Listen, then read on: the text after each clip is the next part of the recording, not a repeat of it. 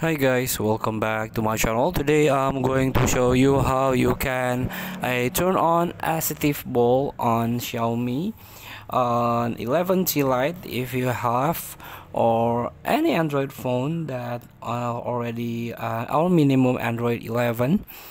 So you can try to use a turn on the Assistive ball on Android by go to the settings.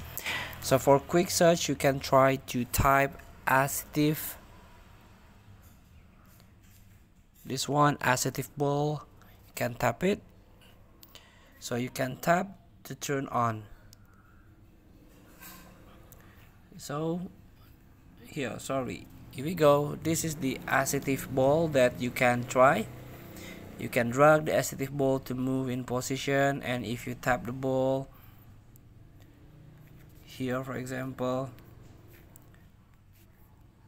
you can tap on any option here. So this is like iOS. Feel free to try. Thank you for watching. Don't forget to comment, like, and subscribe, and also click the text button below. See you in the next video.